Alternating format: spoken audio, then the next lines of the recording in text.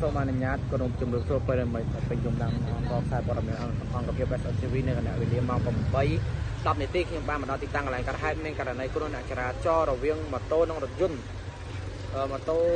ខាងម៉ូតូគឺជាជញ្ជាំងខ្មែរនៅតាមបណ្ដោយផ្លូវក្រោយពណ៌ឡាយផ្លូវភូមិអុចមឹកម៉ូតូនិងរថយន្តជិះស្របទិសគ្នាបាទម៉ូតូនិងរថយន្តជិះស្របទិសគ្នាតកងរថយន្តគឺជាជនជាតិចិនចំណែកខាងម៉ូតូជាជនជាតិខ្មែរខ្ញុំអត់ដឹងថាបើគ្នាចំនួនប្រមាណអ្នកទេឥឡូវនេះទីតាំងកន្លែងកើតហេតុក៏មានវត្តមានខាងឡានប៉ែមន្ទីពេទ្យបង្អែកខេត្តចកាចេកបាទឥឡូវគាត់មកដល់ទីតាំងហើយនៅឡើយតែសមត្ថកិច្ចចរាចរណ៍ផ្លូវគោកលោកបានចូលមកដល់ទេនៅទីតាំងកន្លែងកើតហេតុហ្នឹងក៏មានការភ្ញាក់ផ្អើលមកដល់ប្រជាពលរដ្ឋនៅជុំវិញទីតាំងកន្លែងកើតហេតុយ៉ាងខ្លាំងបាទចំណែករថយន្តម៉ាកឡង់គ្រីសបាទលេខកម្ពុជាបងប្អូនយើង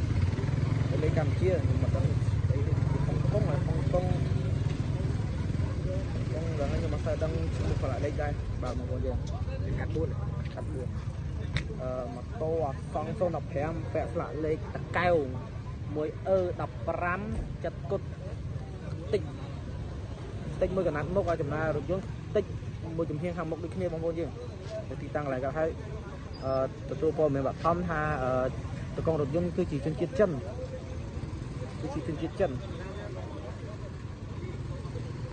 សម្រាប់ YouTube លោកអ្នកគ្រាន់តែវាយពី SNTV Breaking News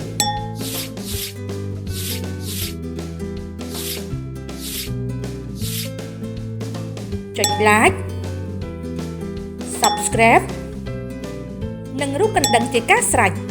នឹងទទួលបានព័ត៌មានថ្មីៗជារៀងរាល់ថ្ងៃ